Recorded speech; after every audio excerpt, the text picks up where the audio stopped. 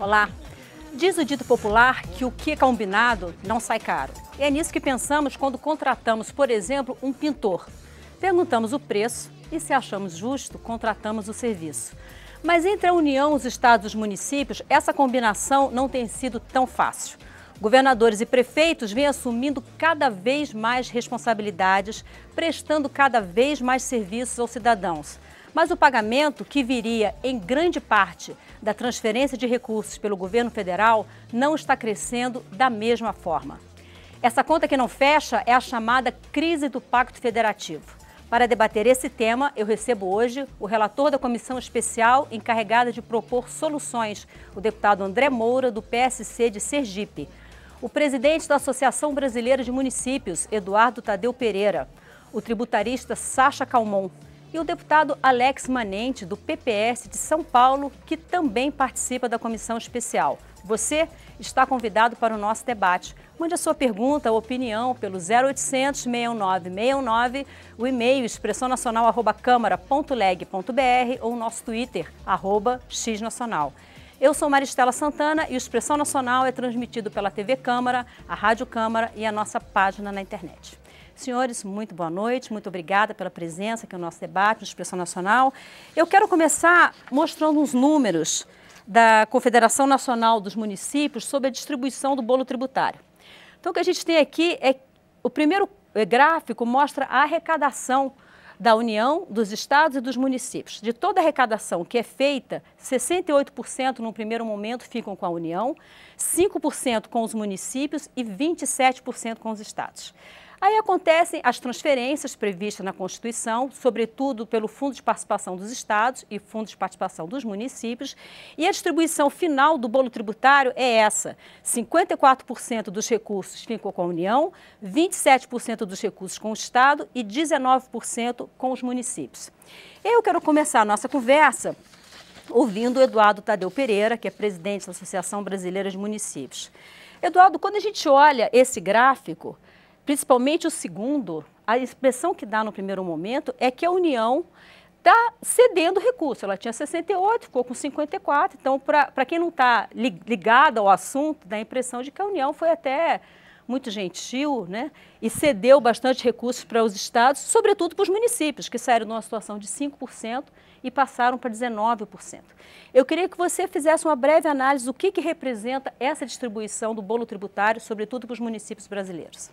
Bom, boa noite, Maristela, boa noite a todos os nossos telespectadores. Queria primeiro agradecer aqui o convite novamente, cumprimentar o professor Sacha, o deputado André Moura, o deputado Alex Manente. E acho que tem duas observações que eu queria fazer, Maristela, em relação a isso. A primeira é que a arrecadação própria dos municípios são aqueles tributos e taxas que o próprio município recolhe. Do ponto de vista dos impostos, é basicamente IPTU, ISS e ITBI, Imposto sobre Transmissão de Bens Imóveis. E o município participa constitucionalmente de outros impostos. Por exemplo, metade do IPVA é dos municípios, 23,5%, esse ano mais meio, e o ano que vem mais 0,5% do imposto de renda e do IPI volta para os municípios, e 25% do ICMS, que é dado pelos estados, também tem que voltar para os municípios. É por isso que os municípios, o que eles arrecadam é 5%. Agora, a parte que lhes cabe constitucionalmente do bolo tributário são em torno de 19%. A segunda observação, que é para que dá para fazer com 19%? É bom lembrar que duas coisas importantes. A primeira é que, ao longo desses últimos 40 anos, a participação dos municípios vem, inclusive, crescendo, né, no bolo tributário. Mas ela vem crescendo em proporção menor do que as atribuições dos municípios. Particularmente depois da Constituição de 1988, em que os municípios ganharam o status de ente federado, tem autonomia para estabelecer várias coisas, digamos assim, os municípios foram sendo cada vez mais os responsáveis da prestação de uma série de serviços. Eu queria lembrar aqui para todo mundo e todo mundo dessa mesa que quando a gente era criança, a gente era vacinado em posto de saúde do Estado. Hoje já não existe mais isso, todos os postos de saúde são dos municípios. A gente tinha basicamente a escola, boa parte das pessoas que estudou escola pública estava em escola do Estado. Hoje, a escola do Estado é basicamente do ensino médio e poucas de ensino fundamental. Ou seja, os municípios foram pouco a pouco assumindo mais funções e a proporção do bolo tributário que cabe aos municípios não cresceu na mesma proporção. E, por último, para não me alongar demais, é que os municípios acabam assumindo, inclusive, funções e serviços que não são de sua responsabilidade. Então, o que mais me chama a atenção é a questão, por exemplo, da segurança pública, que no Pacto Federativo é de responsabilidade do ente Estado.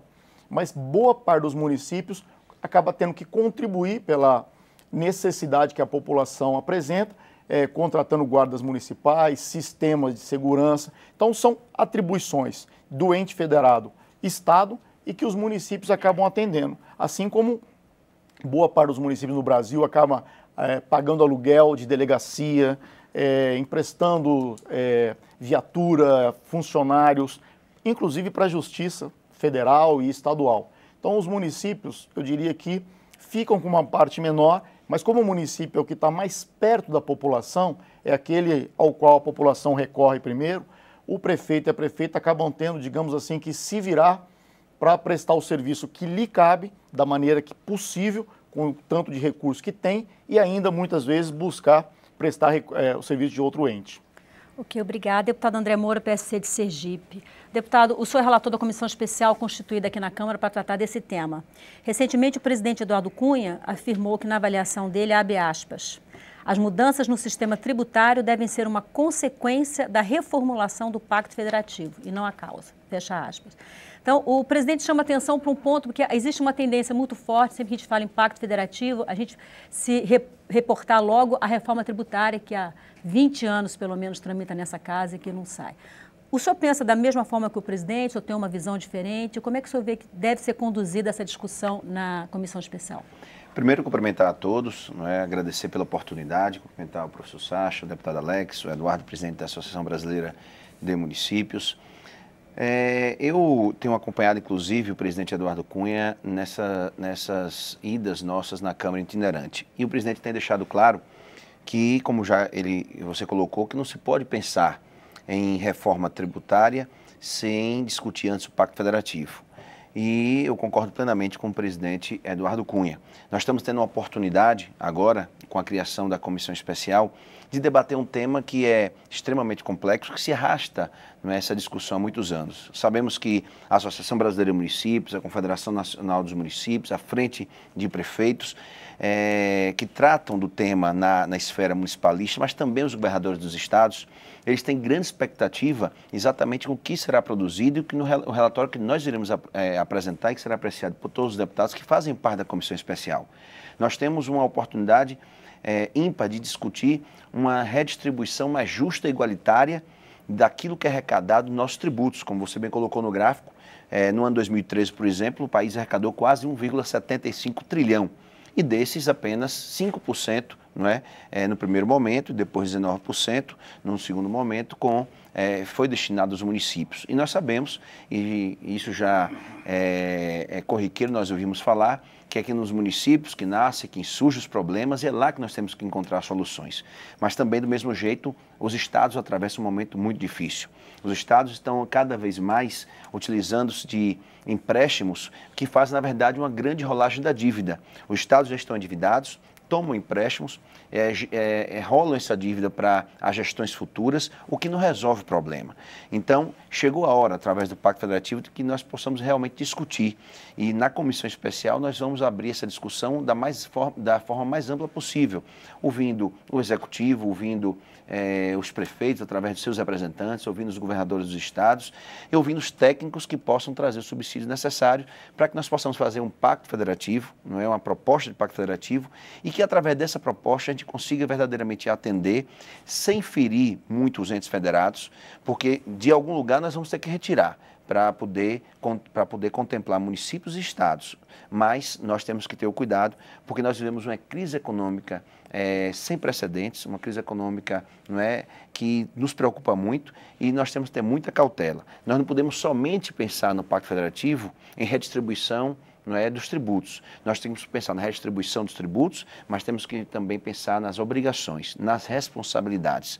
Sabemos que com a Constituição de 88 para cá, como bem disse o Eduardo, os municípios receberam cada vez mais atribuições, mas junto com isso não veio, não é, aquilo que a gente chama do bônus. Veio o ônus, mas não veio o bônus para os municípios. Mas também nós vamos buscar uma redistribuição mais justa, mas fazendo com que verdadeiramente estados e municípios cumpram suas obrigações, que nós sabemos que hoje nem sempre são cumpridas exatamente porque os estados e municípios, principalmente os municípios, não têm essa condição.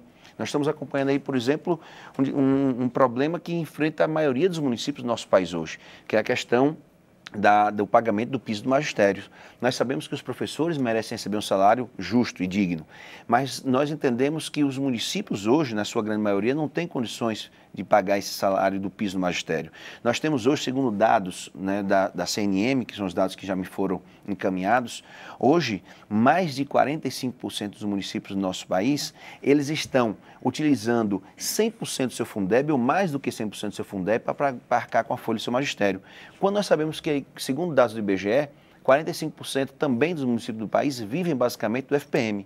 Então essa é uma preocupação muito grande que nós temos que ir com muita cautela, logicamente sem prejudicar, não é, muito daquele que será retirado recursos para poder levar para estados e municípios, que é a União, mas com muita cautela definir essa redistribuição, mas também definir obrigações, definir quem verdadeiramente tem que prestar os bons serviços à população do nosso país. Ok, obrigada. Deputado Alex Manente, PPS de São Paulo. Deputado, em relação a essa questão de discutir primeiro as atribuições, rediscutir o Pacto Federativo para depois discutir a questão tributária, a divisão do bolo propriamente dito. Sempre que se fala em reforma tributária aqui nessa casa, uma das grandes dificuldades é com certeza o Estado de São Paulo, né? O estado mais rico do país, onde todo mundo quer tirar um pouco de São Paulo e os parlamentares de São Paulo, como é de se esperar, resistem a isso. Então, assim, eu já acompanhei algumas reformas tributárias aqui na Câmara e São Paulo realmente é sempre um grande dificultador. Não estou entrando aqui na questão de mérito, se justo ou não, mas é um dificultador. Você acha que essa linha de atuação de discutir primeiro o pacto, para depois discutir o financiamento desse pacto, pode ser um facilitador para o seu Estado aderir? Bom, primeiramente, boa noite, Maristela, deputado André, doutor Sacha Calmon, Eduardo, presidente da Associação dos Municípios. Primeiro, rapidamente falar do Pacto Federativo, que é algo muito importante. É prioritário no ordenamento jurídico que temos discutirmos o Pacto Federativo antes mesmo da reforma tributária e até da reforma política, porque o que nós precisamos debater é que existe um problema constituído de gestão, e a gestão propriamente dita é colocada pela falta de adequação desse recurso e utilização da maneira adequada pelo serviço que é prestado por cada ente da federação. Então nós precisamos discutir rapidamente e a comissão especial tem esse papel. Nós acreditamos que o relator, o deputado André, vai conseguir produzir, junto com toda a comissão e com todos os técnicos, um bom relatório para que nós rapidamente votemos e levemos a plenário para que esse seja um percussor desse novo momento que o Brasil vive. A crise está colocada no ambiente político, no ambiente econômico, mas se nós não tivermos redistribuição e, mais do que isso, discutirmos a responsabilidade de gestão de cada ente, ficará cada vez mais difícil nós suportarmos as demandas que existem. E eu concordo que o município é, sem dúvida alguma, o grande perdedor do atual modelo que nós temos, porque o município acumula um número muito grande de serviços e é quem tem a menor fatia do bolo tributário no nosso país. Então, eu defendo isso e mais que isso. Em relação a São Paulo, eu acredito que São Paulo é o grande arrecadador também do Brasil. É quem tem o maior orçamento, porém é também o que mais arrecada. O que nós precisamos discutir, e aí é um processo longo, é também a distribuição da produção no nosso país, que é fundamental. A produção precisa ser distribuída, não apenas discutirmos a questão de qual estado tem mais por conta do seu orçamento, do seu PIB. Nós temos que discutir como nós distribuiremos a produção do nosso país para poder fazer com que nós tenhamos um país equilibrado, com possibilidades igualitárias e que todas as regiões possam prosperar. Nós não podemos pensar em tirar de São Paulo para poder beneficiar, nós temos que pensar em avançar o Brasil como um todo. Ok, obrigado. Professor Sacha Calmon, o Brasil, salvo engano da minha parte, é o único país que tem os municípios como unidade federada da forma como nós temos. né? Na sua avaliação, essa jabuticaba tem se mostrado um bom modelo? Não tem se mostrado um bom modelo. Agora, eu queria fazer algumas pontuações. Primeiro, nunca se discutiu nesse país o pacto federativo. Aliás, nunca houve pacto nenhum. Primeiro, porque o império era um império centralizado, centrado na pessoa do imperador, Dom Pedro II, com um Senado que lhe fazia todas as homenagens e cortes possíveis. A Primeira República, que nasceu atabalhoadamente, redundou na política do café com leite, porque os senhores de terra de Minas e de São Paulo se assenhoraram da República. A Revolução de 30 é a revolta da burguesia nascente e do sindicalismo que surgia no Brasil para instaurar um regime compatível com uma economia minimamente capitalista que então se formava. Depois vem a época dos militares, da grandeza megalomaníaca de um país potência, e finalmente descambamos na Constituição de 88, onde o Pacto Federativo sequer foi discutido. Então, na verdade, esse é um assunto novo. É muito bom que se discuta o Pacto Federativo. Por quê? Quando eu falo em ente municipal, eu fico pensando em o quê? Em Capitólio, em Cataguases, em Patos, da Paraíba, não em Minas Gerais, né? Patos de Minas, Patos lá na Paraíba. Ou eu vou discutir São Paulo, Rio de Janeiro, Curitiba. Então, os entes municipais são completamente diferentes. Nós podemos ter um modelo que se aplique a São Paulo e, ao mesmo tempo, a Santa Bárbara do Tugúrio, né? Cá para nós. É preciso ter alguma criatividade, algum pragmatismo anglo-saxão para levar à frente essa tarefa hercúlea, meu caro deputado. Hercúlea. Discutir o Pacto Federativo é uma coisa dificílima, né? Porque envolve a produtividade dos impostos e a fixação de determinadas economias em determinados lugares da nação. Por exemplo, hoje eu lia no avião que os portos do norte vão ser muito mais importantes que os portos do sul do país. Vai haver um deslocamento para Bahia, Maranhão e Pará, no sentido de escoar a grandeza produtiva do centro-oeste brasileiro. E que nasceu com a intuição magnífica de Juscelino Kubitschek, que levou tudo para São Paulo. Os mineiros fizeram uma estátua dele desse tamanho, assim, escondida no fundo de um parque, porque Juscelino levou tudo para São Paulo.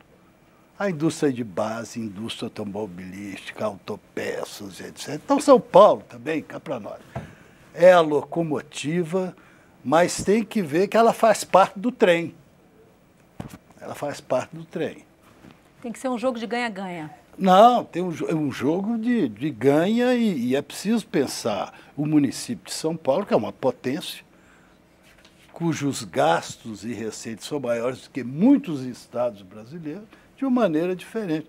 Eu tenho a esperança de que nós não fiquemos nessa história. Município, Estado, União, produtividade do IPI, do ICMS, etc. Aqui, petróleo, royalty de petróleo. Foi uma briga quase que homicida aqui.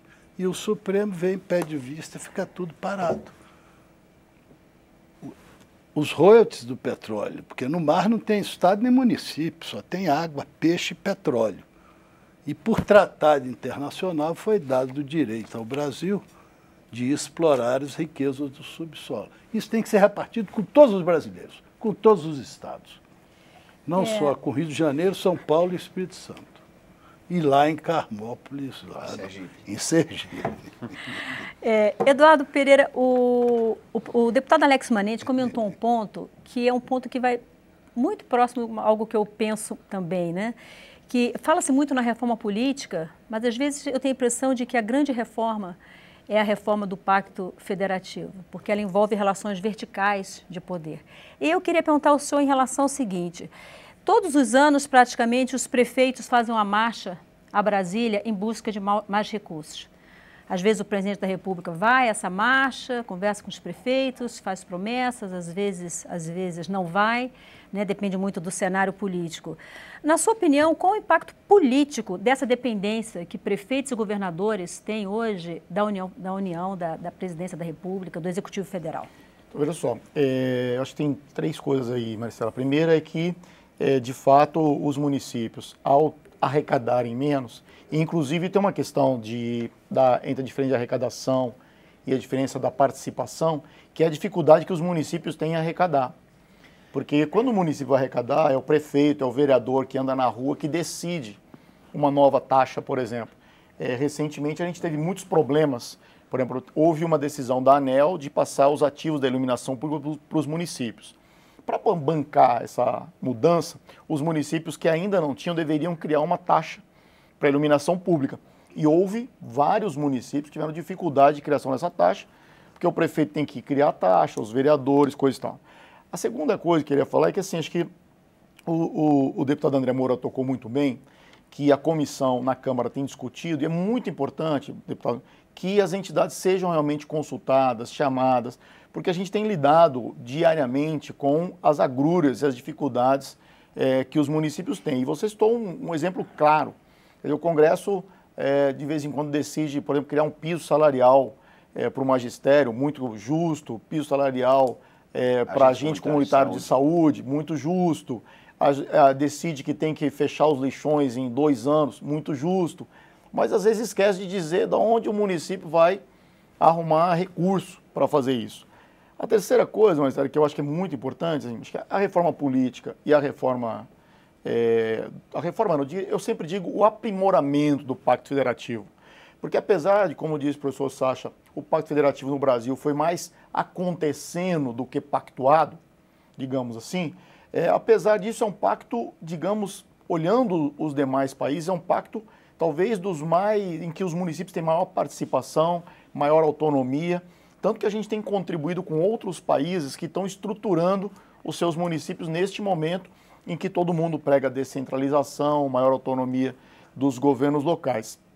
E acho que ela tem que andar em paralelo, né? Porque cada uma tenta corrigir um problema, né?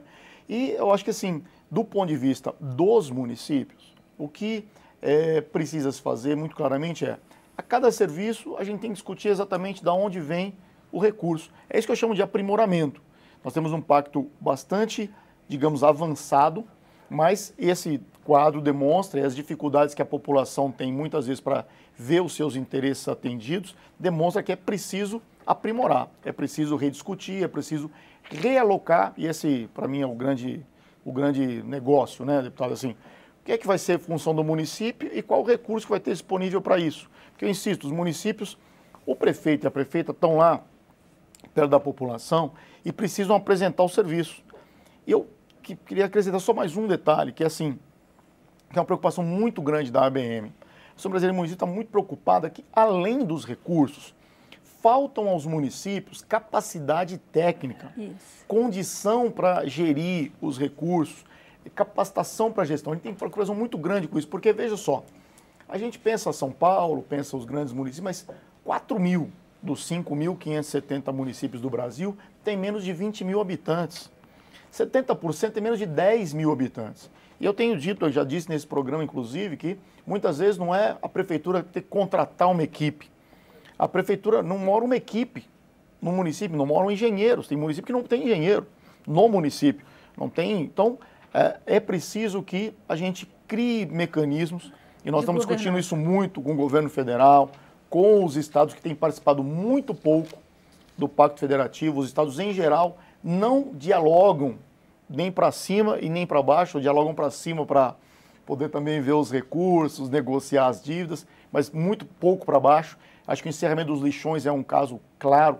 A Câmara decide que tem 2 anos para encerrar os lixões, os municípios têm que se virar, mas os estados, que são o órgão que deveria fazer os estudos de regionalização dos aterros sanitários, deveria ter contribuição técnica. Então, acho que assim, é preciso fazer uma discussão do Pacto Federativo no que diz respeito aos recursos, ao orçamento, e também é preciso que outros entes federados, os estados e a União, se envolvam na capacitação técnica dos municípios, na criação de consórcios, na criação de equipes multidisciplinares que possam contribuir com assistência técnica a vários municípios. Deputado Alex Manente, PPS de São Paulo, foi comentado aqui, tanto pelo deputado André Moura quanto pelo Eduardo, em que a questão de que mais de 45% dos 5.570 municípios brasileiros dependem de recursos federais.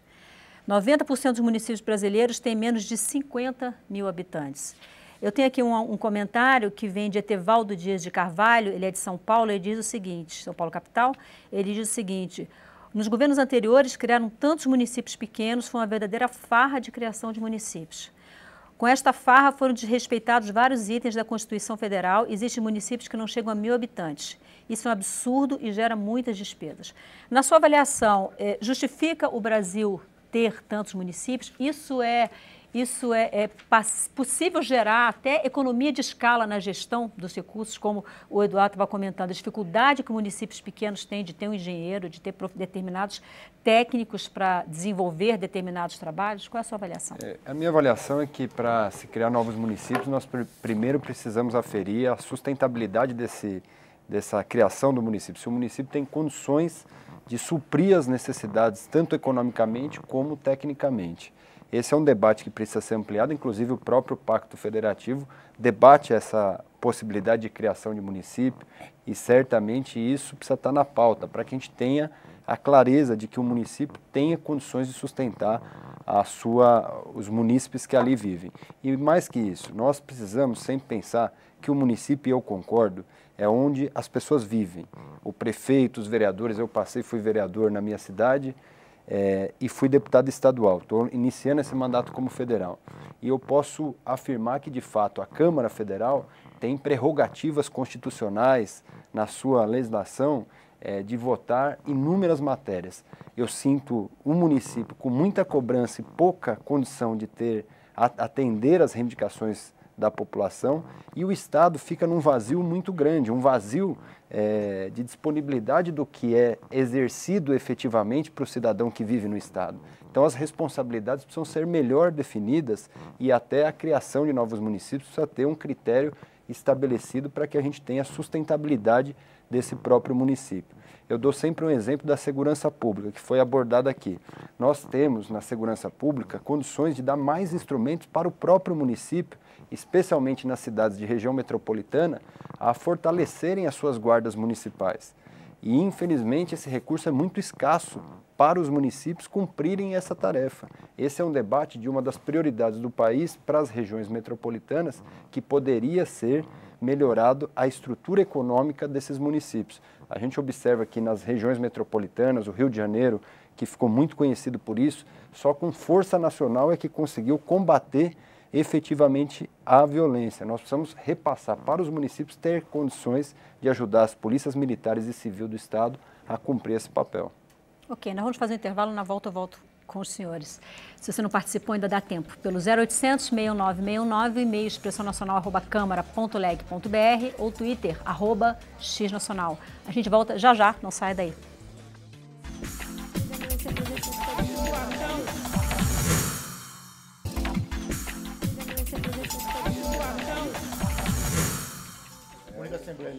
Olá, vamos voltar, gente? O Expressão Nacional está de volta na TV Câmara e na Rádio Câmara. Nós estamos conversando hoje, deputado, só um minutinho, por favor. Nós estamos conversando hoje sobre o Pacto Federativo.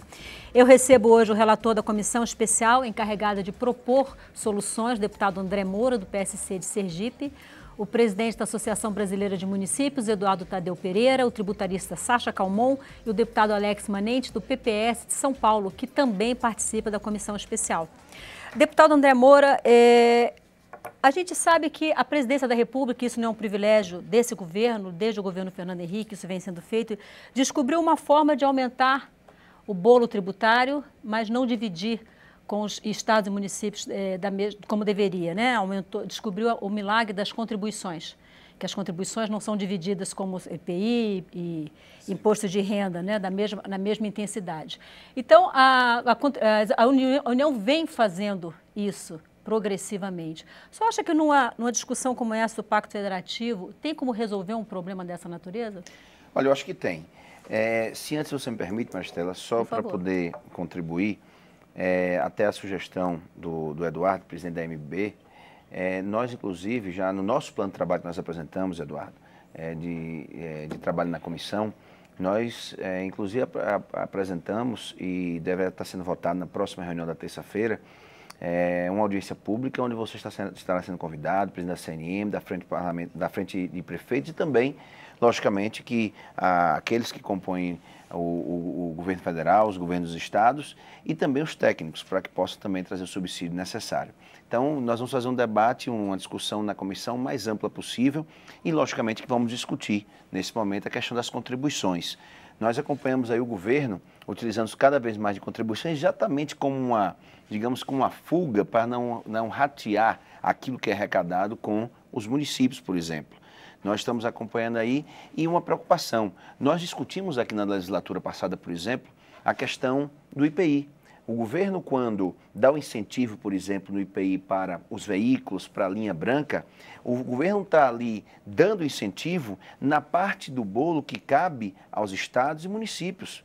E nós não podemos permitir isso. Caridade com o chapéu alheio. Com o chapéu dos outros. Então, se o governo quer fazer a caridade, e nós não somos contra que o governo dê incentivo para a compra de veículos populares na linha branca, nada contra, mas desde que ele possa determinar esse tipo de incentivo na parte que cabe a ele, à União, e não a parte que cabe aos estados e principalmente os municípios, que nessa linha saem os mais prejudicados. Nós sabemos que o IPI tem forte influência no FPM e a partir do momento que o IPI ele sofre por parte do governo essa ação, logicamente que os municípios são os mais penalizados. Mas eu entendo que nós temos todas as condições. Nós temos a condição de fazer um pacto federativo, logicamente, que discutido da forma mais ampla possível. Como disse aqui o professor Sacha, não é uma tarefa das mais fáceis. Talvez a tarefa mais difícil nós vamos ter. Quando eu falo nós, eu quero dizer a mim, enquanto relator, e todos os membros que fazem a comissão especial, que nós vamos precisar do apoio de todos eles. Agora, logicamente, que nós temos que buscar o caminho, a alternativa mais viável, como eu já disse aqui anteriormente, de que não se penalize tanto a União, mas que verdadeiramente traga uma solução para estados e municípios. Só tem a expectativa que no momento de crise econômica que nós estamos passando, de arroxo fiscal, em que o ministro da Fazenda tem vindo ao Congresso Nacional para defender esse arroxo fiscal, a gente tem espaço para fazer isso? Mas nós temos que encontrar esse espaço. O governo está cumprindo o seu papel. Nós vamos votar aí provavelmente no mês de maio o ajuste fiscal proposto pelo governo, que é uma maneira do governo de tentar frear um pouco a crise econômica, não é? A inflação, a disparada do dólar, tudo isso. Mas o governo busca os mecanismos que tem ao seu alcance para diminuir a dificuldade que o governo atravessa, o aumento dos juros, o aumento do combustível, o aumento da energia elétrica. E os municípios, eles não têm essa mesma condição, não é, de buscar alternativas como tem o governo federal. Então, eu entendo que, e aí você colocou um ponto aqui, nós vamos agora para a 18ª Marcha dos Prefeitos a Brasília, o 18º ano que vai acontecer a marcha. E nós temos acompanhado, mesmo porque eu fui prefeito da minha cidade, Pirambu, durante 8 anos, fui presidente da Associação dos Prefeitos do meu estado por 7 anos. Já marchou então aqui? Já marchei muito aqui. E todos os anos a gente vê que os municípios têm bandeiras prioritárias de luta, não é? No ano passado foi a questão do 1%, que foi dado 0,5% mais 0,5%. Mas eu entendo que todas essas 18 edições que nós tivemos da Marcha dos Prefeitos, nenhuma delas, não é, tem um tema tão importante que talvez seja a solução, não é? Pelo menos a solução que nós podemos entender é mais viável que é o Pacto Federativo. Então, Eu entendo que esse debate é importante, vamos ouvir prefeitos, vamos ouvir governadores, vamos ouvir a sociedade também.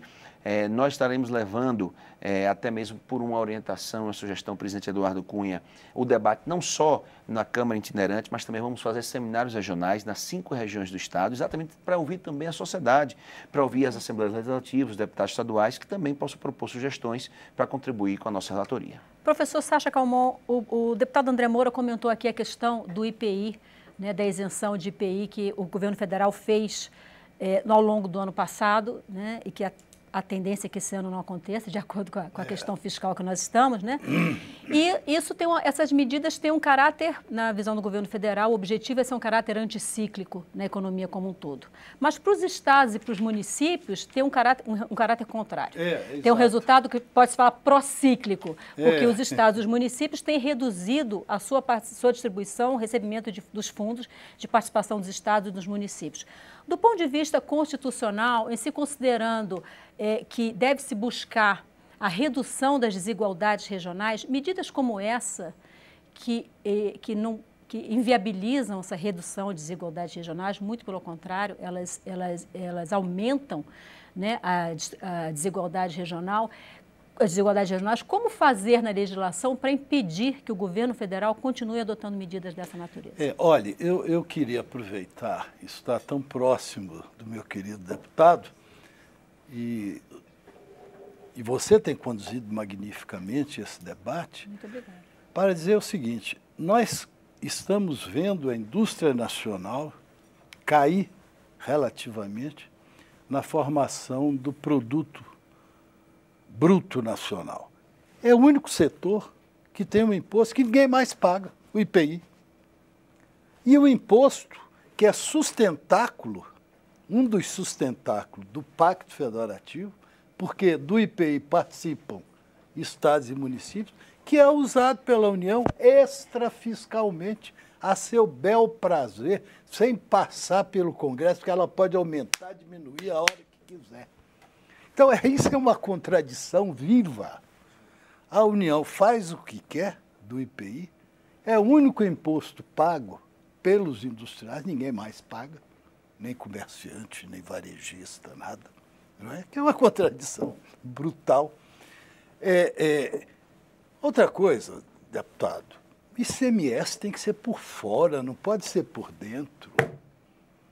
ICMS tem que ser igual ao IPI. Quanto custa esse livro, se ele fosse tributado? Esse telefone, 100, mais 18% de ICMS por fora. Não tem que estar por dentro. Por que está por dentro?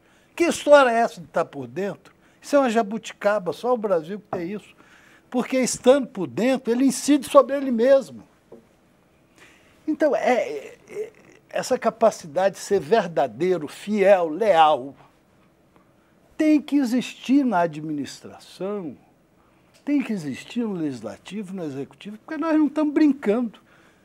Então, nós temos uma série de artifícios em matéria tributária que acaba gerando uma casa de orates, ou seja, uma casa de loucos. Todo mundo grita, todo mundo tem razão, e ninguém tem razão, dada as nuances da complexidade.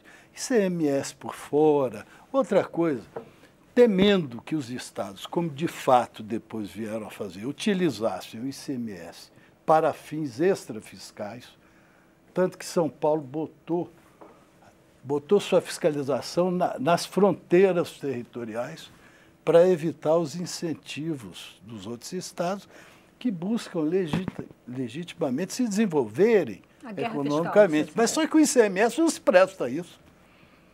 Não é? A Alemanha convive com o IVA dela e com o federalismo sui generis e está se dando muito bem. A Alemanha é um bom pacto, tem um bom pacto federativo. Então, nós temos uma complexidade que precisamos fazer um análise, passar o bisturi bem passado para podermos chegar a algum resultado prático. Professor, já que você falou da Alemanha, a Alemanha são 2 níveis federativos? São 2 níveis federativos. E o que tem de tão especial na Alemanha que a gente poderia trazer para a gente? Por exemplo, os governadores praticamente formam o Senado Federal. Quer dizer, o tribunal alemão chega a pronunciar decisões assim, olha, tal lei está se tornando progressivamente inconstitucional, porque não está representando adequadamente uma determinada região do país, por força das migrações. Berlim, por exemplo, tem 80 mil apartamentos vazios. Porque quando houve a reunificação, eles acharam que Berlim voltaria a ter aquele esplendor, construíram demais e não sai. Ninguém aluga, ninguém vende. Os alemães se deslocaram para outras regiões mais produtivas, onde está a indústria automobilística, o Vale do Ruhr. Então a corte fala assim, olha, vamos mudar a lei eleitoral, porque isso está se tornando, quer dizer, a plasticidade, as soluções legislativas, judiciárias, que nós vemos em outros lugares, deveria ocorrer no Brasil. Há um professor de Minas, o professor Raul Machado Horta, já morreu, foi um grande constitucionalista, dizendo que o Brasil adota um maravilhoso modelo federativo, que é o federalismo cooperativo, porque a União, os estados e os municípios se assistem, né, partilham suas receitas, mas, na verdade, na prática, não é isso que ocorre. Na prática, não é uma cooperação, é uma competição. É uma competição, é um desentendimento. Há 20 anos que nós estamos nessa luta, o município precisa mais, o Estado precisa mais, a União quer mais, a União está enorme, está grande. Há uma hipertrofia, né, da União dentro do quadro federativo. A União Federal, o governo federal, em relação, por exemplo, aos Estados Unidos, o governo brasileiro é muito maior. É muito maior. A começar pelos funcionários da Casa Branca e do Planalto. 480, 10 vezes mais. Eduardo Tadeu Pereira, da ABM, Associação Brasileira de Municípios. Eu queria ver você em relação a essa relação horizontal entre os entes federativos. A gente está falando muito sobre União, Estados e municípios. E uma relação horizontal, de que eu sei que se eu não trabalhar junto com o município limítrofe ao meu, e o meu município for muito bem, o dele for muito mal, eu vou trazer as pessoas para estudar aqui, eu vou trazer a pessoa que passar mal para ser atendida no meu hospital, eu vou ter muitos problemas de transporte de um lado para o outro, consequentemente. O que tem sido feito horizontalmente pelos municípios brasileiros para tentar ser parceiros entre eles? Olha só, eu acho que cada vez mais, assim, uma coisa que a gente às vezes tem a impressão, o Brasil tem 5.570 municípios muito pequenos, e acho que isso é terrível. Só Minas tem 800. 800 e cacetada, São Paulo tem 645. Mas, assim, esses municípios foram nascendo por razões culturais, históricas. O município que eu governei tem 110 mil habitantes, foi emancipado em 1965. Né? Esses municípios foram criados. Agora, a França tem mais de 30 mil municípios. E a gente não vê problema em ter 30 mil municípios, uma população... Eles não são unidades federativas na França. Eles não, mas eles têm um sistema que digamos, tem o município, tem a região, tem o estado... Presidências regionais na França. Então, tem vários níveis de governo. E eu acho que nós construímos esse modelo de 3 níveis de governo, no qual 5.500 municípios, por razões variadas, das mais nobres às mais casuísticas, foram criados. E acho que nós estamos avançando em 2 sentidos. A primeira é que boa parte do Brasil hoje, os municípios têm se reunido na forma de associações regionais. Você foi presidente de uma associação, inclusive, regional, dentro de um estado pequeno, ainda tinha uma associação de uma região, e de consórcios, que é um tema que vem avançando. Eu tenho dito, por exemplo, eu insisto novamente, no caso dos lixões, não tem cabimento ter 5.570 aterros sanitários no Brasil. É preciso regionalizar, e aí é que faltou, neste caso, o papel dos estados. Porque quem é que vai fazer o trabalho o estudo de regionalização? Tem que caber ao ente federado que possa abarcar, porque eu não posso, um município, pagar um estudo de impacto ambiental num outro município. E eu não posso montar uma associação a priori, antes de ter um estudo que me viabilize que ali dá para ter um aterro. Então isso deveria caber ao Estado. Mas se não tiver na lei que cabe ao Estado, o Estado não faz. Neste caso, por exemplo, do Plano Nacional de Resíduos Sólidos, por exemplo, o Estado deveria ter feito os seus planos estaduais, mas é aquilo que a gente tem dito aqui, eu acho que foi o deputado mesmo que disse assim, Os estados e a União, quando decidem contingenciar e pronto. Agora, o município, você foi prefeito, sabe disso, assim, não tem como contingenciar. Não tem mais, não dá para empurrar mais para baixo, Não né? dá para empurrar mais, porque assim, contingenciar para o município é deixar de ter remédio, é deixar de ter merenda, é deixar de ter alguma coisa que está na vida das pessoas. Os estados contingenciam e o município e a população vai bater na porta da prefeitura e do prefeito. Então, eu acho que nesse caso, o que a gente tem que ter no debate, inclusive com o nível horizontal, cada vez mais ter associações, ter consórcios que deem conta, porque o consórcio e a associação é uma coisa importante. O município mantém a sua autonomia, que foi histórica e culturalmente conquistada de alguma maneira.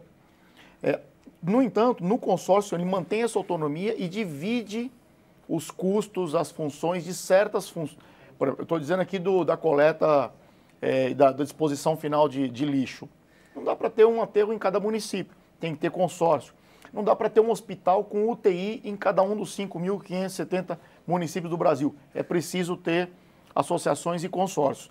E a gente avançar. A legislação brasileira sobre consórcios públicos deu um salto em 2007, com a hipótese do consórcio público, e nós temos que avançar. Uma coisa que nós estamos pleiteando, é importante que a gente, nessa comissão, se discuta isso, é que hoje o consórcio, se ele tem 30 municípios e tiver um município inadimplente, o consórcio se torna inadimplente.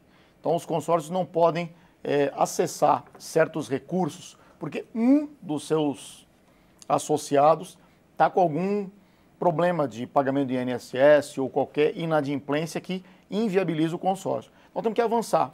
Acho que o consórcio tem que começar a ser um ente, a associação pode começar a ter um ente que possa, per si, assumir tarefas e funções. E que, entende, assim, não sei se o nosso telespectador está compreendendo assim, você tem 30 municípios que querem fazer um aterro sanitário, por exemplo. E para isso vão acessar recursos do governo federal para fazer o projeto, para construir o aterro.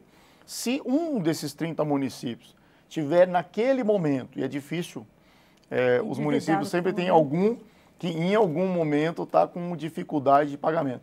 Um deles que esteja naquele momento com problema inviabiliza o consórcio. Então esse é um avanço que nós temos que ter, que acho que é uma pauta importante para essa comissão, inclusive. Deputado Alex Manente, como é que o senhor acha que pode ser melhorado nessa discussão do Pacto Federativo, essa relação horizontal entre os entes federativos? Olha, eu vejo com muita expectativa as possibilidades de consórcio. A minha região, inclusive, tem um consórcio com êxito muito grande, que é a região do Grande ABC, um dos mais antigos, a formatação, inclusive, que originou a possibilidade vem do Grande ABC e é, de fato, a relação intercidades, porque elas se relacionam e esse relacionamento vai em todas as cadeias que existem, tanto do serviço público quanto do deslocamento de pessoas, da possibilidade de baratear custos, muitas vezes, que ficam inviabilizados para determinados municípios. Oi? E o Vale do Iguape seria tão exitoso assim?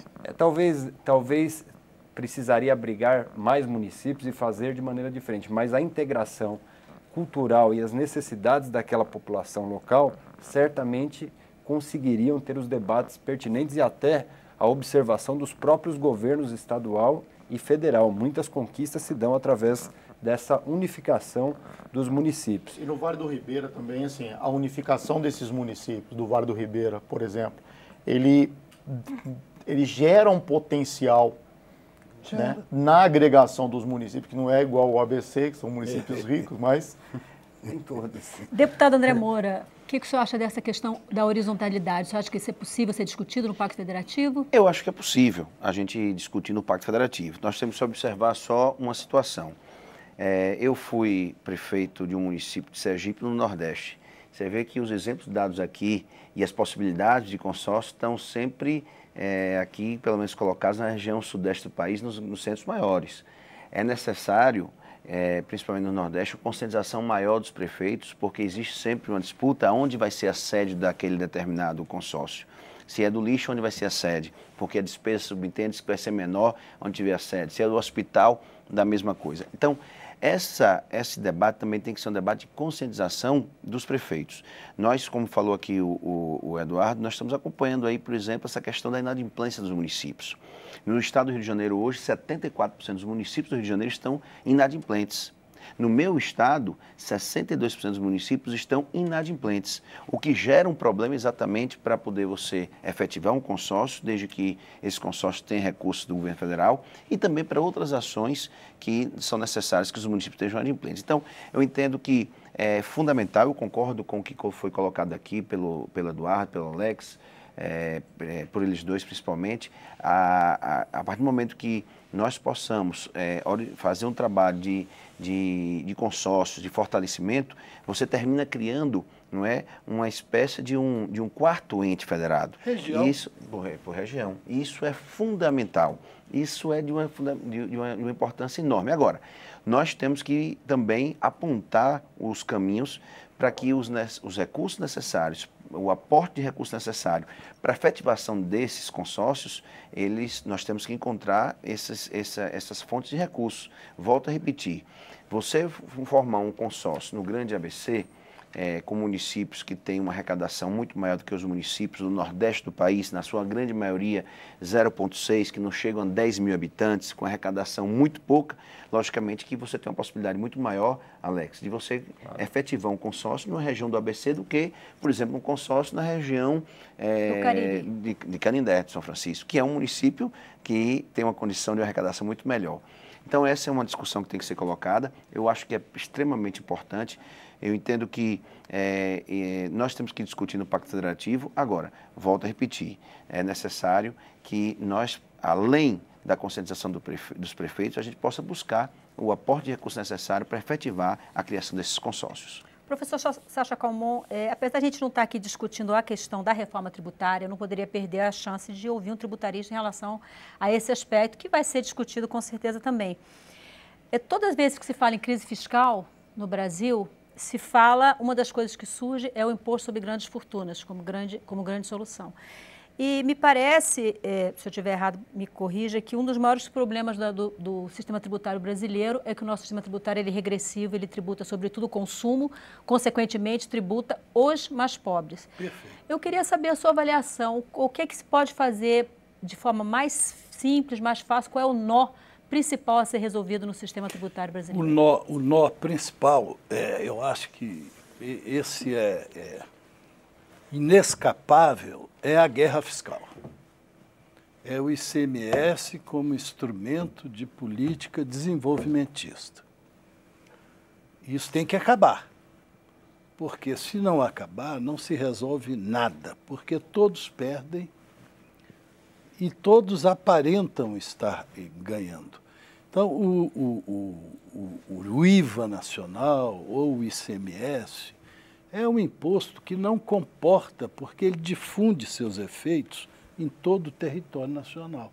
Porque o cara chega no Espírito Santo, põe na nota fiscal tanto de ICMS, mas ele não pagou nada. Aí manda para São Paulo, para Minas, aí São Paulo fala, não, peraí, por que eu vou tomar como crédito, diminuir o meu imposto, que eu vou cobrar do meu contribuinte, se você não pagou nada? Você está me passando uma fatura falsa, não é?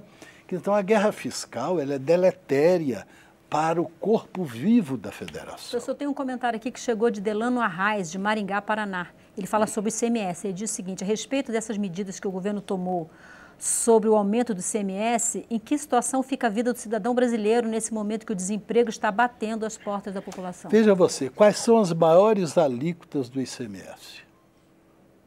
Combustíveis, energia elétrica e telefonia. Quer dizer, são insumos universais.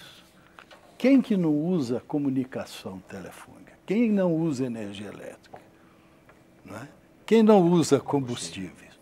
No entanto, há estados que chegam a 36%, uma alíquota real, porque o ICMS está por dentro e ainda incide em cima dele. Então, a guerra fiscal tem que acabar, o imposto tem que ser neutro e um ponto que eu tive a oportunidade ainda muito jovem, de acompanhar o ministro Delfim Neto, na sala em que se fez a lei complementar número 24, que regula os convênios de Estados-membros. E na lei, no projeto de lei, o Delfim previa a homologação por todos os estados. O único estado que apoiou foi o Rio Grande do Sul, por essa afeição à Assembleia dos Deputados Estaduais. Então, todos os outros, o de São Paulo, Dantas, na Bahia, o Antoninho de São Paulo, Brockstedt do Rio Grande do Sul, não pode, e é assim, a gente decide em convênio, se publica no Diário Oficial e está resolvido. Eu preciso encerrar o programa, infelizmente, professor. Não, eu estou dizendo, a reforma tributária tem que ser feita, o ICMS tem que ser por fora, o IPI, se puder, vamos mandar ele embora, não é? Vamos diminuir as atribuições exageradas da União, porque sem atribuições ela precisa de menos recursos. Vamos impulsionar as regiões que existem na França, na Espanha, na Alemanha. Não é?